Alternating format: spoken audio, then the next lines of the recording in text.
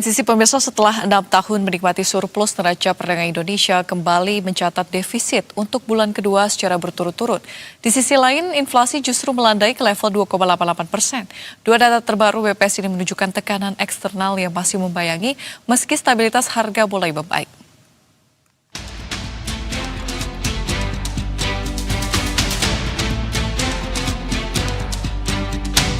Badan Pusat Statistik mencatat inflasi tahunan Juli 2026 sebesar 2,88% atau turun dibandingkan bulan sebelumnya yang mencapai 3,34%.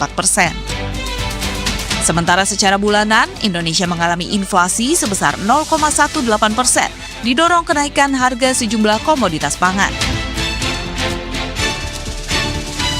Meski tekanan harga mulai mereda, kelompok makanan, minuman, dan tembakau masih menjadi penyumbang inflasi terbesar.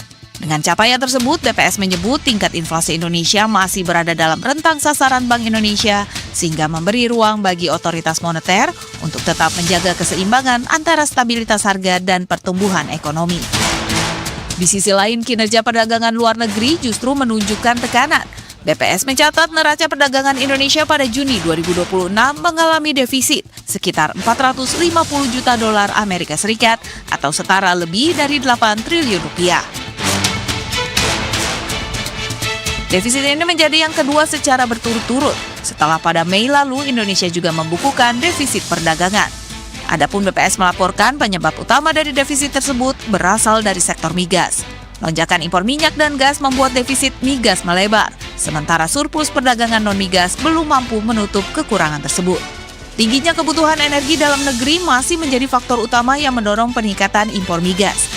Kondisi tersebut menunjukkan bahwa meski tekanan inflasi mulai terkendali, sektor eksternal Indonesia masih menghadapi tantangan. Pelaku pasar kini akan mencermati apakah defisit perdagangan masih bersifat sementara akibat tingginya impor energi atau berpotensi berlanjut dalam beberapa bulan ke depan.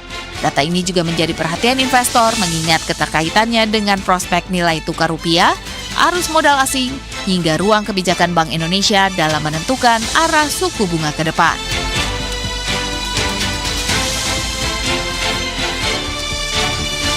Tim Liputan, Berita 1.